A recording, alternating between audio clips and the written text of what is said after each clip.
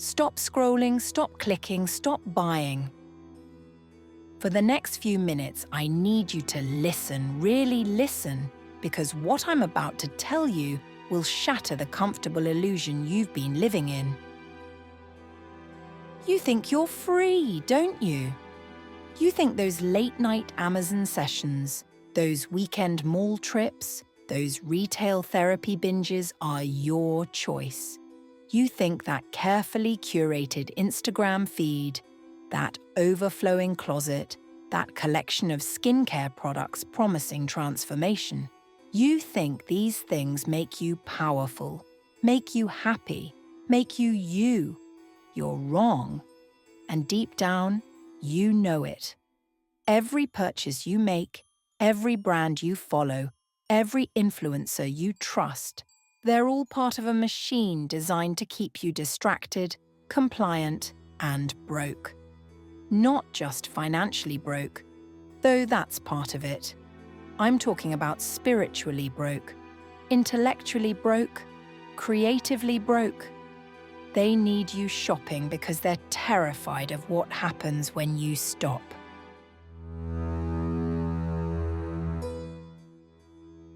Carl Jung spoke of the shadow, those parts of ourselves we refuse to acknowledge, the dark aspects we project onto others rather than face within ourselves. Consumer culture has weaponized your shadow, turned it into a marketing department. That impulse to buy the expensive foundation, that's not self-care, that's your shadow whispering that you're not enough as you are. That urge to purchase another dress for a night out, that's not self-expression. That's your shadow convinced that your worth is measured by others' approval. Jung understood that individuation, becoming your authentic self, requires confronting these projections. But consumer culture profits from keeping you in a state of psychological adolescence, forever seeking external validation through material acquisition. Every advertisement is designed to activate your unconscious fears. Fear of rejection, fear of aging, fear of being ordinary. They're not selling you products. They're selling you the fantasy that consumption can resolve your existential anxiety. But here's what they don't want you to know.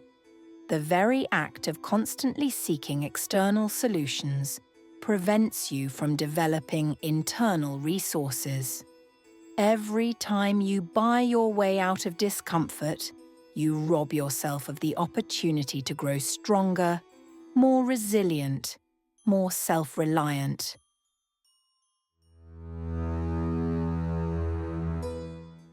Nietzsche wrote about the will to power, the fundamental drive to assert oneself, to create, to overcome obstacles and limitations.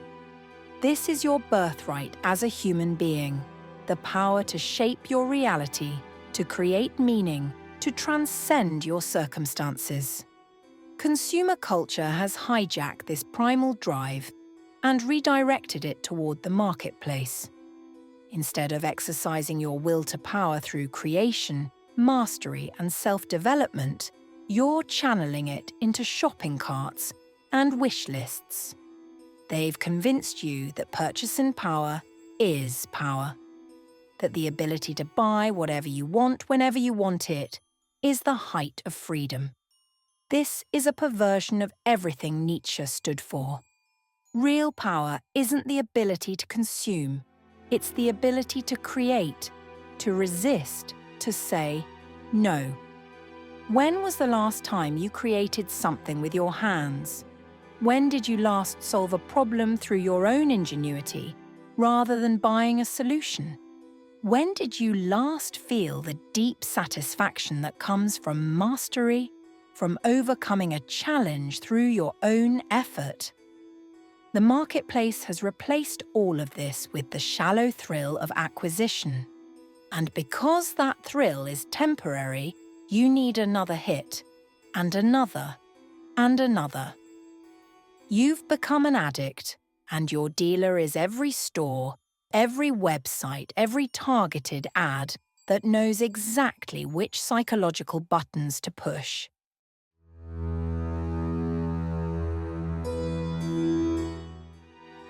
Betty Friedan identified the feminine mystique, the idea that women could find fulfillment solely through domesticity and consumption. We thought we'd moved past that. We were wrong. We've just digitized it.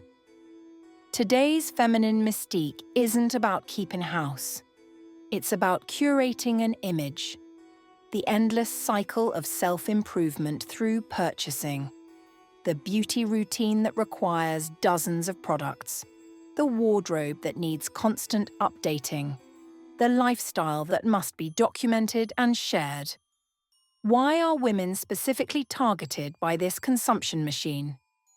Because feminine energy, when unleashed, is transformative. It's intuitive, creative, nurturing, and revolutionary.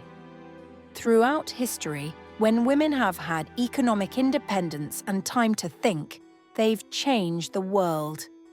The suffragettes weren't busy with 12-step skincare routines. The women who fought for reproductive rights weren't distracted by fast fashion hauls.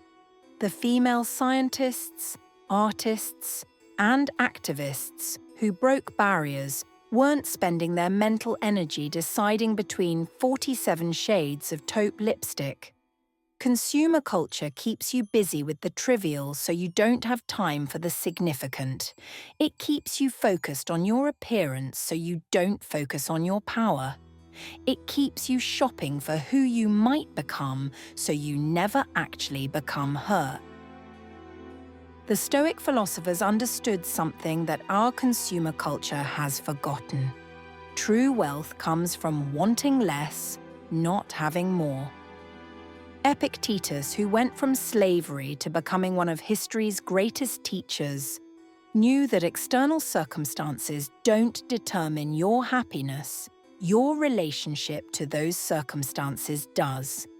Every time you allow your mood to be determined by whether you can afford something, whether you look like the women in advertisements, whether you have the latest trends, you're giving away your power.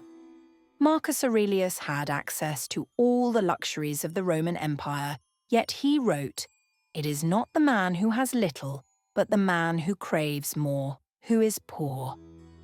You are being made poor not by your circumstances, but by artificially induced craving. The Stoics practiced memento mori, remembering death, not to be morbid, but to maintain perspective. When you're on your deathbed, will you be proud of how much you accumulated or how much you became? Will you remember the things you bought or the person you developed the courage to be? Simone de Beauvoir warned that women are made, not born, that femininity is a social construction often designed to limit women's potential. Today's version of this construction is the image-obsessed, consumption-driven lifestyle that masquerades as empowerment. You're told that spending money on yourself is self-care, that buying products is self-expression, that consuming is a form of empowerment. This is a lie designed to keep you compliant. Real self-care is developing the strength to resist manipulation. Real self-expression comes from your thoughts, words, and actions, not your purchases. Real empowerment is refusing to be reduced to a market demographic. The pressure to keep up, to look a certain way, to have certain things. This isn't coming from your authentic self. It's coming from a culture that profits from your insecurity and dissatisfaction. While you're having existential crises about which foundation matches your neck, you could be learning skills that actually change your life. While you're optimizing your morning skincare routine, you could be optimizing your earning potential. While you're curating your aesthetic, you could be curating your actual future. One-click purchasing, save for later carts. email reminders about items you loved. These aren't conveniences. They're psychological manipulation tactics designed to separate you from your money as efficiently as possible. But here's the secret they desperately don't want you to discover. Building something meaningful gives you a dopamine hit that lasts. Learning a new skill gives you confidence that doesn't fade when trends change. Creating something with your hands gives you satisfaction that no purchase ever could. You've been seeking external validation through consumption, but the validation you're really craving can only come from internal growth. And that is completely free and entirely within your control.